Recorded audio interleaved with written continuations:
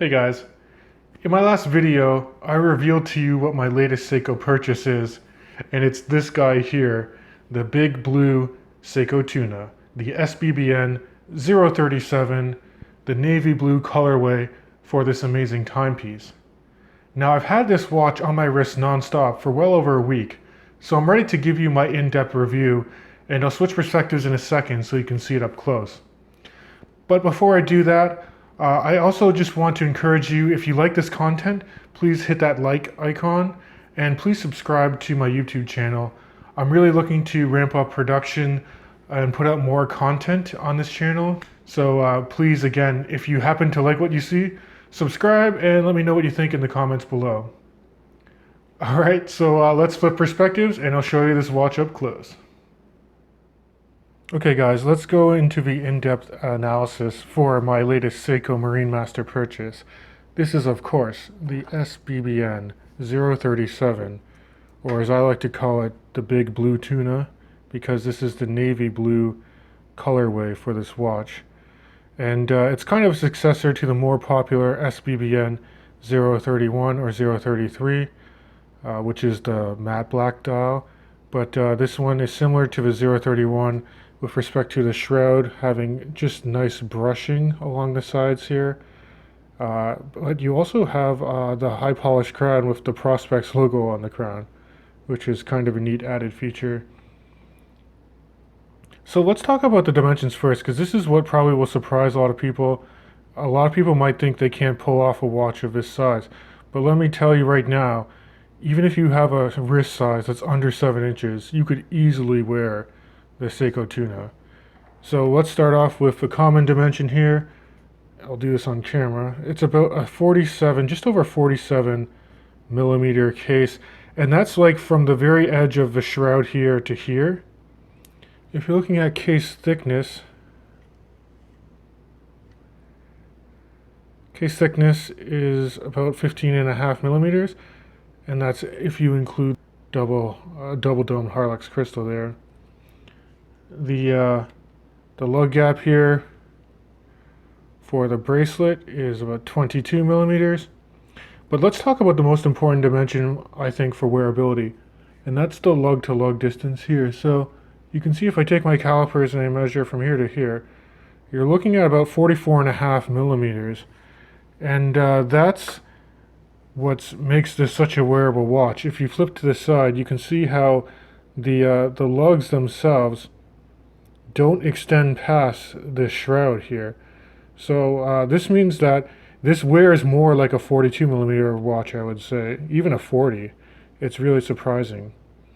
And then with respect to strap or bracelet options, I would like to point out that it did come on a factory blue Seiko polyurethane strap with your standard Seiko keeper, with the wave pattern here at the tip of the strap, which is very supple, and I actually enjoy this a lot. But I went with the very common route most people take, and I just got a straight end-link bracelet from Strapcode.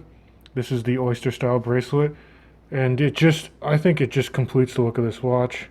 You can see it folds pretty much directly over it, so you're getting a lot of comfort on wrist, and I will get to a wrist shot later in this review. Okay, so a little more detail about this watch. This is a Harlex crystal, but it's double domed, so you can see that it's slightly domed. This thing will focus, and it leads to some interesting light play. There is a bit of reflections there, but I don't think it hampers the legibility of this watch, because on that dial you're getting a fairly dark navy blue with contrasting white applied indices, and that beautiful handset, which includes the arrow style hour hand, and then that broadsword style minute hand. And then a really nice feature about this watch, if you look at the second hand, you can just see how reassuring those ticks are. There's no wobble when it ticks and hits those markers, and you can see that it actually hits the indices on the chapter ring perfectly. And a lot of that is to do with the 7C caliber that's in this watch. It's used exclusively in Marine Masters. It's a high efficiency quartz with a 5-year battery life, It actually has 7 jewels, and you can potentially even regulate this, which you can't really say for most low-end entry-level quartz movements out there. Now again, with tunas, I mean, it's no secret that they probably have the best loom out of any Seiko watches. I know you guys are looking forward to that money loom shot, so I'm going to throw that up now, just so you guys can see how it ticks away. And again, all of the indices light up as well as the handset. You have that nice counterpoint lollipop style on the second hand. And then the loom pip at the 12 o'clock looms up really well. And a nice feature about that too is that they cover that loom pip on the bezel with hardlex, just like they cover the dial with hardlex crystal. Now let's look at the bezel for this watch. So I love this bezel. I think it's an aluminum insert, but the surface of it looks like it's coated in sapphire. I don't believe that it is, but it just plays with the light so well. You can see how it looks very light and almost like a turquoise, but then if you hold it and you're facing it head on, it becomes very dark, almost black in nature. I love the bezel action. It's a 120 click unidirectional bezel, which you can really only operate between the 12 and 3, and then from a 6 to 9, because this watch is protected by a shroud.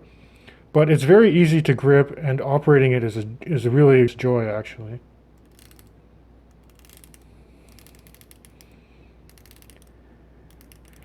The detents are very satisfying and positive.